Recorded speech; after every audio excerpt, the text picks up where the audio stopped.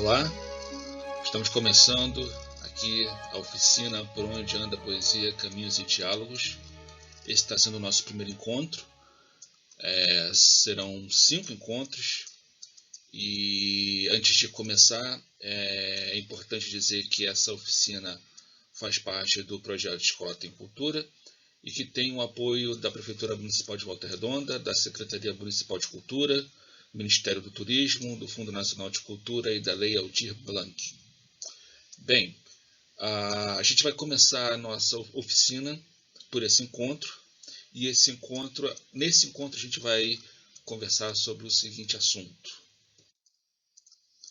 poesia e subjetividade.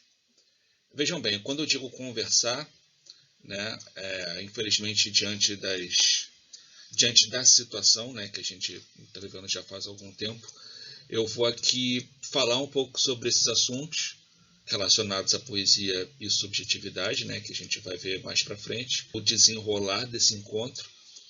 E aí, ao final, eu vou disponibilizar, na verdade, uma maneira para que vocês entrem em contato comigo e assim a gente possa estabelecer o mínimo de diálogo, Porque uma oficina sem diálogo realmente não atinge o seu propósito.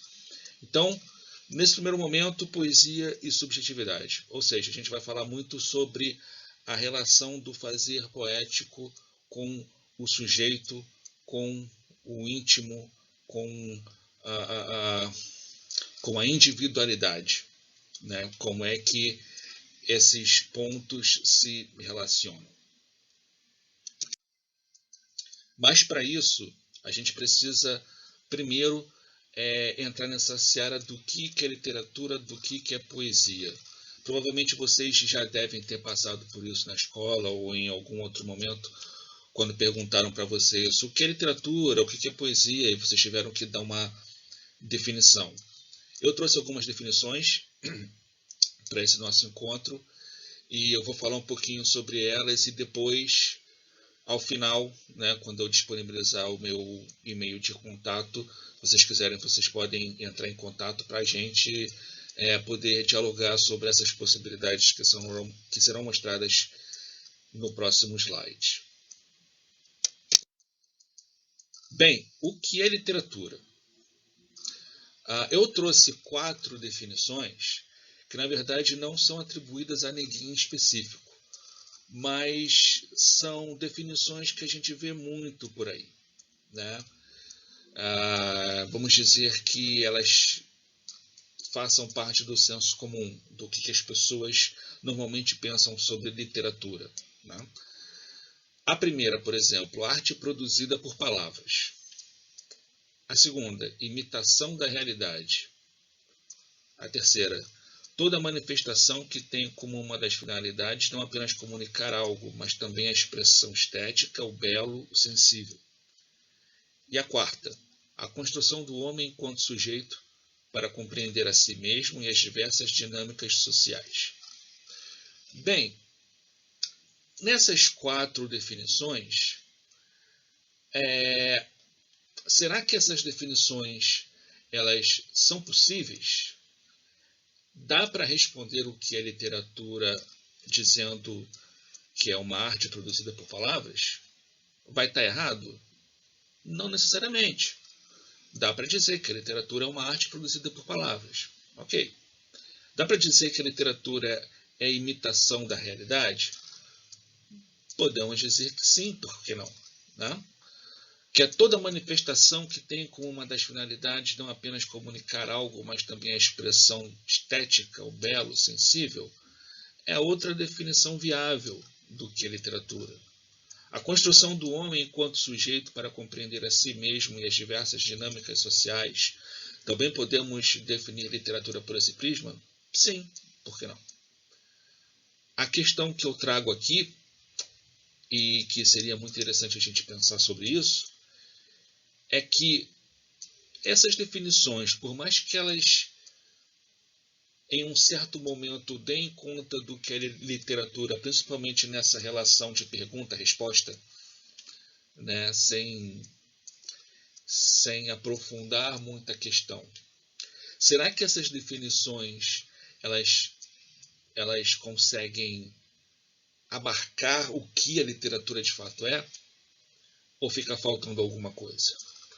Por exemplo, arte produzida por palavras. Será que a literatura só é feita de palavras? E se é, que palavras são essas? Que palavras são essas que a gente usa, que a gente une umas às outras e transforma aquele conjunto de palavras em literatura? Imitação da realidade. Será que literatura é só imitação da realidade? Não haveria um algo a mais? E é só imitação? Toda manifestação que tem como uma das finalidades não apenas comunicar algo, ou seja, não precisa comunicar algo, mas será que a literatura também não serve para comunicar alguma coisa? Ao mesmo tempo em que expressa o belo e o sensível, será que a literatura é isso e acabou, não pode ser mais nada? A construção do homem enquanto sujeito para compreender a si mesmo e as diversas dinâmicas sociais, esse olhar para dentro, né? Esse olhar subjetivo e como essa subjetividade se relaciona com a dinâmica social. Será que é isso que faz a literatura ser o que é? É o conjunto disso tudo? É o conjunto de uma série de coisas que não dá nem para trazer para uma oficina? O que vocês acham? E o que é poesia? Ao contrário das definições de literatura que eu trouxe, que não eram de pessoas específicas, eu trouxe aqui algumas definições do que é poesia a partir de visões de poetas. Por exemplo, a primeira é a descoberta das coisas que nunca vi, disse Júlio de Andrade. A eternização do momento, disse Mário Quintana. É voar fora da asa, Manuel de Barros. Um fingimento deveras, Fernando Pessoa. O conceito de poesia não foi e nem será uma coisa restrita a isso ou aquilo, Glauco Matoso. Há mundos submersos que só o silêncio da poesia penetra, Conceição Evaristo. A poesia desce do pedestal e beija os pés da comunidade, Sérgio Vaz. Como vocês podem perceber, nós temos diferentes poetas de diferentes épocas, né? Hoje de Andrade, provavelmente vocês já ouviram falar, devem ter visto na escola. Mário Quintana, alguma coisa talvez. Manuel de Barros, que é um excelente poeta. Fernando Pessoa, provavelmente, né? Glauco Matoso, talvez não, mas quem se interessar, acho que vale muito a pena. A Conceição Evaristo é uma poeta que está aí, que está ganhando cada vez mais espaço e reconhecimento, isso é ótimo. E o Sérgio Vaz, que também é um poeta muito bom, que está aí já há algum tempo fazendo poesia e problematizando a poesia de uma maneira muito especial e muito genuína, assim, fazendo a gente pensar o que a poesia é e por onde a poesia está circulando. Vocês podem ver que, ao mesmo tempo em que a gente encontra similaridades, também há diferenças em relação ao que é poesia, né? A descoberta das coisas que nunca vi, do Júlio de Andrade, quer dizer, as coisas que nunca vi têm uma certa ligação com o ato de se imaginar, de fantasiar, da criação, né? A eternização do momento, de que momento é esse, que momento é que a gente escolhe para eternizar, colocar num papel e transformar aquilo em algo que alguém vai ler e vai perceber que aquilo deve ser passado adiante para outras pessoas. É o voar fora da asa, do Manuel de Barros. Esse voar fora da asa é muito interessante, porque o voar, metaforicamente, tem muito a ver com essa coisa da liberdade, né? De ir para onde quiser. Mas para onde a pessoa voa, no primeiro momento, ela está sempre condicionada à asa, né? É a asa que vai fazer a pessoa voar. E aqui o Manuel está propondo um voar fora da asa, uma radicalidade da liberdade, podemos dizer assim, né? Um fingimento deveras, do Fernando Pessoa, né? Que vocês já devem ter visto aquele poema, O Poeta é um Fingidor, enfim. E o fingir é interessante que a gente vai ver mais para frente como o ato de fingir é presente, né, nesse tipo de poesia que tem a subjetividade como ponto de força, né? O Glauco Matoso fala que o conceito de poesia não foi nem será uma coisa restrita a isso ou aquilo, ou seja, não é restrito. Então a poesia pode ir para vários lugares, pode voar com asa e pode voar sem asa, trazendo à tona de novo a fala do Manuel de Barros. A Conceição Evaristo vai falar dos mundos submersos, que só o silêncio da poesia penetra, e isso é muito interessante, que ela vai falar do silêncio, né? Tem muita gente que imagina a poesia como aquela confusão de palavras, e palavras o tempo todo, e aí de repente vem a Conceição Evaristo falando sobre o silêncio da poesia, aquele momento em que muitas vezes você não está nem escrevendo, mas aquele silêncio pré-escrita, pré-composição, pré-ato do fazer poético, aquilo já é um momento de poesia que pode nos levar a mundos desconhecidos, né? Mundos que a gente não encontra, digamos, a céu aberto e por aí. E o Sérgio Vaz, que diz que a poesia desce do pedestal e beija os pés da comunidade, ou seja, uma poesia que, num primeiro momento, é elitista, que é só para pequenos grupos, algumas pessoas, né, caracterizando muito essa ideia que muita gente tem de que poesia é algo difícil, é complicado, é só para poucas pessoas, pessoas muito inteligentes. E aí, de repente, ele fala que a poesia beija os pés da comunidade. Quer dizer, é justamente aquilo que eu falei anteriormente em relação a ele, a problematização da poesia que sai de um determinado lugar e vai para outro, problematizando todo esse caminho. Quer dizer, sair da elite, do pedestal, ir para a comunidade, será que isso é só um mero deslocamento? Ou isso afeta na própria produção dessa poesia que agora está na comunidade? Será que tem poesia na comunidade? E que tipo de poesia é essa? É uma poesia que fala da própria comunidade, ou está falando da elite, ou está falando dos dois, ou está falando de uma outra coisa? Aqui, falando em elite, né, o canônico e o não canônico. Eu trouxe aqui duas imagens para representar o que é o cânone e o não cânone. À nossa esquerda, a gente tem poetas conhecidíssimos, consagrados, famosos, poetas cujos textos a gente encontra facilmente nos livros das universidades, das escolas, né, sempre estudados, sempre colocados como grandes nomes do cânone literário nacional.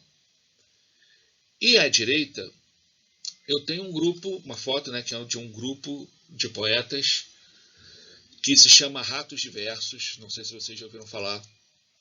É um grupo de poesia do Rio de Janeiro que está aí já há, se eu não me engano, 15 anos, enfim, muitos anos.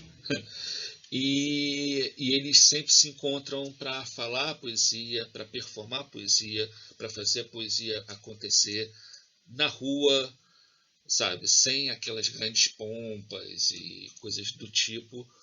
E eu imaginei que trazer a foto dele seria muito interessante para mostrar essa diferença de uma poesia que já está estabilizada, que já faz parte do cânone literário nacional, e uma outra poesia que não necessariamente nega esse cânone, mas não se prende a ele, que vai muito além, sabe? Que está fazendo poesia hoje. Nesse momento em que a gente está aqui nessa oficina, eles devem estar fazendo poesia.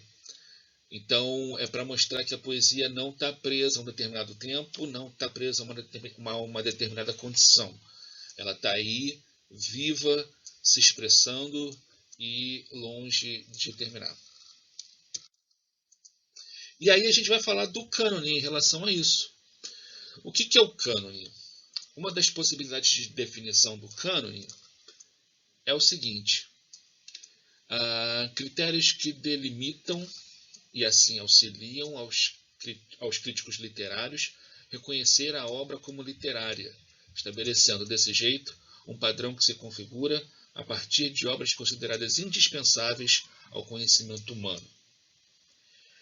É interessante a gente pensar aqui que a gente está falando de delimitação, né? E essa delimitação, ou seja, uns ficam e outros não, ela vai auxiliar, na verdade, é como se fosse uma peneira, né? Auxiliar os críticos literários, ou seja, aquelas pessoas que já têm um nome e esse nome impõe um certo respeito, né, às outras pessoas. Esses críticos literários, a partir dessa delimitação, usando os critérios, né, determinam o que é literatura e o que não é, o que é uma obra literária e o que não é. E a partir desses critérios, é estabelecido uma espécie de padrão, uma espécie de sistema, né, que vai configurar justamente o cânone, ou seja, esse grupo de obras e de nomes considerados indispensáveis ao conhecimento humano. Então, qualquer pessoa que se aventure no mundo das letras, no mundo da literatura, no mundo da poesia, vai se deparar com esses nomes, porque esses nomes são fundamentais, né? Segundo esses críticos. Né? Outra possibilidade de se definir o cânone, né? Sistema que alça a obra literária à consagração por parte do interesse crítico. Esse interesse crítico, esse interesse é que realmente a gente muitas vezes se pergunta, né? Qual o interesse que o crítico tem em fazer uma determinada obra ser canônica e outra não? E quando eu falo isso, não estou querendo dizer que toda obra canônica só virou parte do cânone por interesses que não foram interesses literários. Não é isso. A gente tem autores como Machado de Assis, Carlos Drummond de Andrade, Fernando Pessoa, que são maravilhosos, têm textos maravilhosos. Agora, isso não quer dizer que todo mundo tem que pensar da mesma forma. Isso não quer dizer que todo mundo tenha que achar Machado de Assis maravilhoso, Drummond maravilhoso, Pessoa maravilhoso. Eu particularmente gosto. Mas a pessoa também tem o direito de achar outros autores interessantes, né? E diante dessa problemática exposta, eu trouxe algumas questões que eu gostaria que vocês pensassem a respeito. E se pudessem entrar em contato depois, né, seria muito bacana se a gente trocar essa ideia. Como, por exemplo, o conceito de cânone sempre predomina?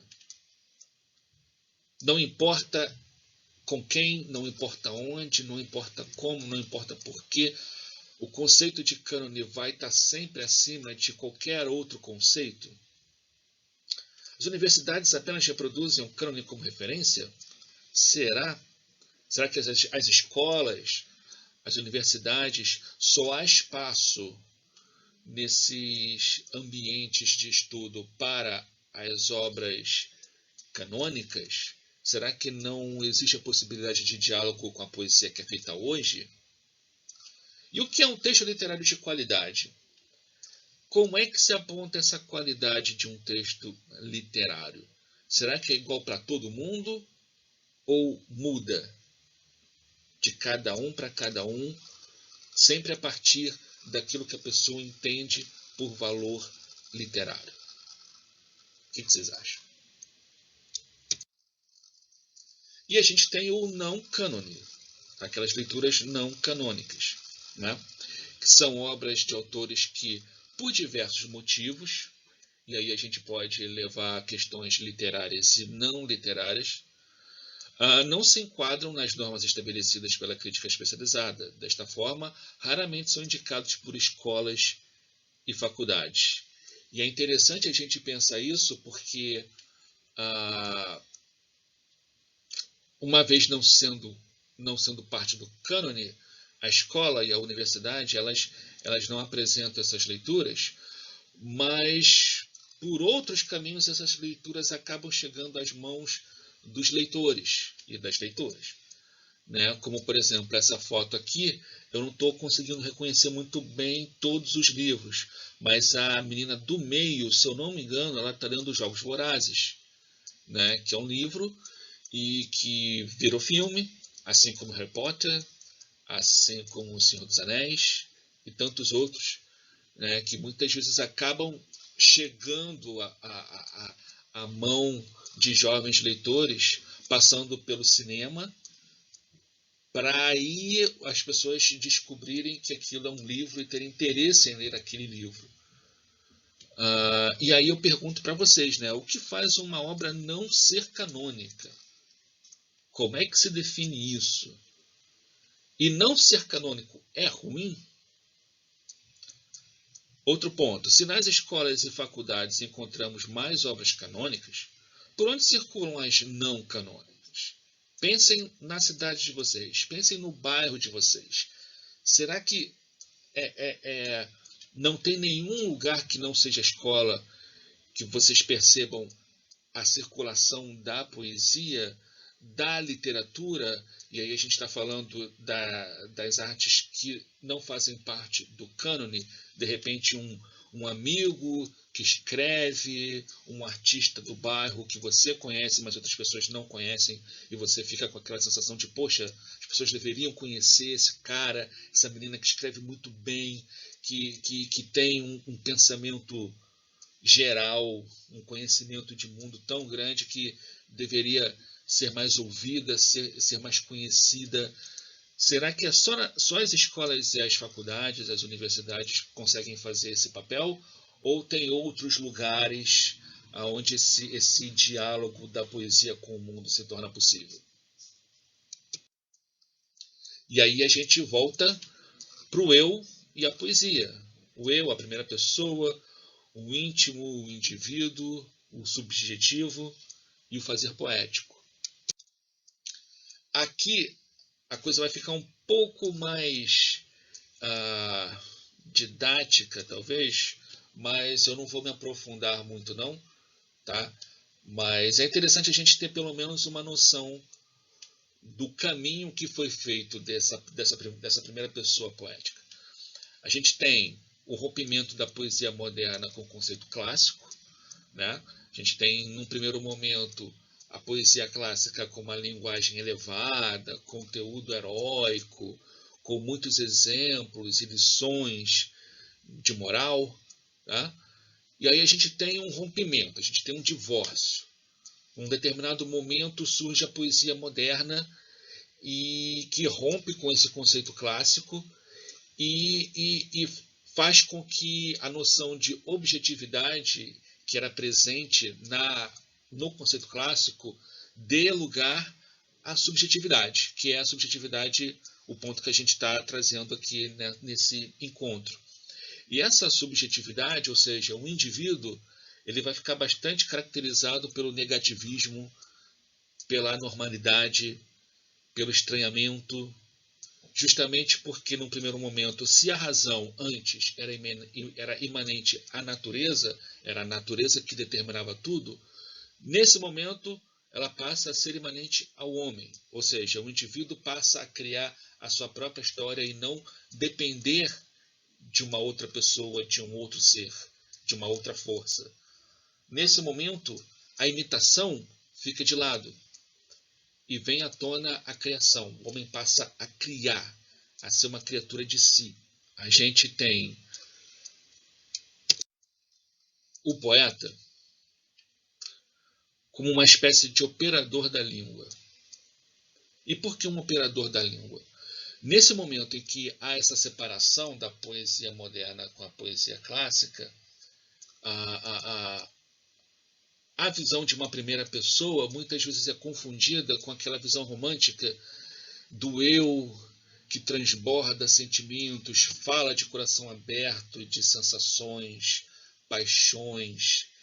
E aí a gente vai ter, na modernidade, esse poeta que vai falar desses sentimentos também, mas essa primeira pessoa vai ser diferente. Vai ser uma primeira pessoa inventada, fingida, como o Fernando Pessoa colocou, né? Um fingimento deveras. Ou seja, o eu não é esse eu que simplesmente transborda palavras num pedaço de papel. Mas, na verdade, ele é um instrumento de composição. Ou seja, o poeta esculpe e, ao mesmo tempo, manuseia o que antes era associado a uma pura manifestação da alma. Ou seja, há um trabalho ali. É claro que ele tem os seus sentimentos, a sua alma é uma alma inquieta, é uma alma que grita, mas na hora de colocar todos aqueles impulsos no papel, há o trabalho de esculpir, de manusear, de pensar, de saber como colocar aquilo como obra. E aí a gente tem a separação, que é não completa, né, entre o eu pessoal e o eu artístico, causando justamente esses dois lados da moeda, né, presente no processo de escrita. Quer dizer, é o eu pessoal e o eu artístico. Onde está o pessoal e onde está o artístico? O artístico, por vezes, ele se veste de uma certa obscuridade, ele é selvagem, ele é perverso, ele é sombrio, ele é solitário com seus pensamentos e detentor de um encantamento genioso estruturado pela intelectualidade. Essa parte é muito interessante, ser estruturado pela intelectualidade. Ou seja, mais uma visão justamente dessa composição que existe, né? E essa composição justamente instiga o leitor em vias até hoje exploradas. Eu não vou dizer que o leitor normalmente pega um poema, pega um livro, um romance e fica procurando, olha, isso daqui ele criou, isso daqui é dele mesmo. Algumas vezes a gente até faz isso, mas é interessante justamente ver como isso atrai o leitor tantas e tantas vezes, querer saber o que é pessoal do poeta e o que é o artístico, o que é o trabalho do poeta, o que ele está esculpindo ali. E aí o Friedrich, em a estrutura da lírica moderna, ele vai falar de sentir, ou seja, tem um sentimento, tem a presença da alma ali, inquieta. Observar, isso vai ser muito interessante, assim, porque o poeta, para observar, ele precisa sair, ele precisa estar na rua, ele precisa estar em contato com diferentes realidades, isso a gente vai ver mais para frente, e principalmente transformar. Ou seja, e transformar passa, sem dúvida nenhuma, pelo processo de composição, de esculpir, de manusear, de criar. E isso tudo, para o Friedrich, é fundamental no poeta moderno, no poeta que trabalha a sua subjetividade. Aqui é o momento da leitura, e eu trouxe para a gente aqui um poema desse cara. Eu vou fazer a leitura, mas seria muito interessante que vocês pudessem ler também aí com vocês, como disse a Conceição Evaristo, né, no silêncio da poesia, no momento de silêncio aí, sem ninguém atrapalhar. E esse poeta aqui é o Charles Baudelaire, não sei se vocês já ouviram falar. Ele é considerado o poeta que vai estabelecer essa ruptura da poesia clássica para a poesia moderna, justamente com esse livro, As Flores do Mal. Quer dizer, as flores, aquela coisa bonita, bem vista, e depois percebe-se que não é nada disso, são flores do mal, né? E aí tem esse poema, o Albatroz, que é um dos poemas mais famosos. Eu vou fazer a leitura aqui e tentem pensar o seguinte: esse albatroz, esse pássaro, tentem pensar ele como a figura do poeta, que no primeiro momento ele é o poeta clássico, lembram? E depois pensem esse poeta num segundo momento já o poeta moderno, ou seja, um poeta obscuro, selvagem, mal visto, mal falado. Tentem trazer à tona essa imagem na leitura desse poema. O albatroz. Às vezes, por prazer, os homens da equipagem pegam um albatroz, imensa ave dos mares, que acompanha, indolente parceiro de viagem, o navio a singrar por glaucos patamares. Tão logo estendem sobre as tábuas do convés o monarca do azul, canhestro e envergonhado, deixa pender qual par de remos junto aos pés, as asas em que fulge um branco imaculado. Antes tão belo como é feio na desgraça, esse viajante agora flácido e acanhado. Um, com cachimbo, lhe enche o bico de fumaça. Outro, a cochear, imita o enfermo outrora alado. O poeta se compara ao príncipe da altura, que enfrenta os vendavais e ri da seta no ar. Exilado no chão, em meio à turba obscura, as asas de gigante impedem-no de voar. Impedem-no de andar.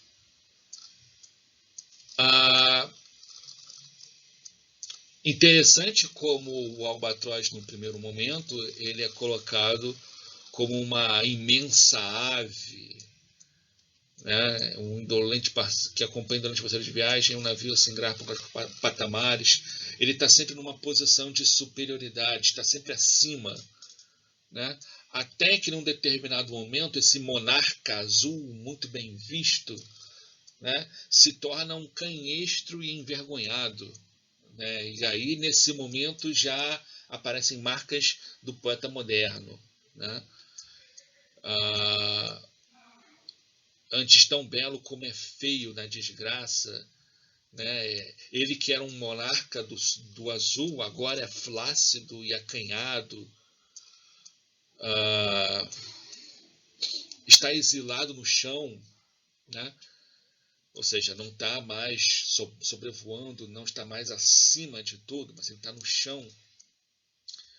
E aí a última frase, né, o último verso, as asas do gigante impedem-no de andar. Eu acabei falando voar aqui porque o normal seria, com asas, voar. Só que o poeta moderno não voa mais, né? Ele anda, ele caminha, ele está na mesma superfície dos outros. Então essas asas que poderiam levar ele a voar, na verdade atrapalha o poeta, impedindo-no de andar. Então essa é a figura do albatroz, que num primeiro momento é um grande poeta clássico e num segundo momento se vê um poeta moderno. E agora a hora da atividade, né, que é o seguinte. Não sei se vocês já ouviram falar de Torquato Neto, um grande poeta brasileiro. Eu trouxe aqui um poema dele, um poema bastante conhecido. Eu vou pedir para que nessa atividade vocês façam uma leitura desse poema, mais ou menos parecido como a gente fez aqui, como eu fiz com o poema O Albatroz, do Baudelaire. Vocês vão fazer a leitura de vocês e vão apontar traços de subjetividade nesse texto. O que tem de subjetivo nesse texto, né? Eu vou pedir para que vocês façam essa atividade e, uma vez feita, vou pedir para que vocês enviem essa atividade para este e-mail, oficinadepoesia_dio@gmail.com. Nesse e-mail vocês vão mandar a atividade, isso é uma proposta, tá? E o que vocês quiserem falar a respeito dos assuntos levantados nesse encontro. Sobre poesia, sobre o fazer poético, a subjetividade, a relação do eu, tudo que foi falado, o cânone, o não cânone, alguma coisa que eu falei aqui e que vocês não concordam muito bem. Em um determinado momento desse encontro, levantei algumas perguntas e eu não dei respostas, porque é muito subjetivo, né? A subjetividade presente aqui. Então, se vocês quiserem mandar um e-mail com a atividade, mas também com algumas impressões suas daquilo que foi colocado aqui, vocês podem enviar a oficinadepoesia_dio@gmail.com. Vai ser muito bom poder receber as impressões de vocês e, assim, na medida do possível, eu vou retornar para a gente estabelecer o mínimo de diálogo dentro dessa oficina, né? Diante de todas as dificuldades que a gente tem enfrentado, vai ser muito bom saber o que vocês estão pensando a respeito desse tipo de assunto. tá bom? Espero que vocês tenham gostado e que estejam presentes na nossa próxima oficina. Próxima oficina não, nosso próximo assunto dentro desta oficina, tá bom? Espero vocês, divirtam-se, cuidem-se e até a próxima. Valeu!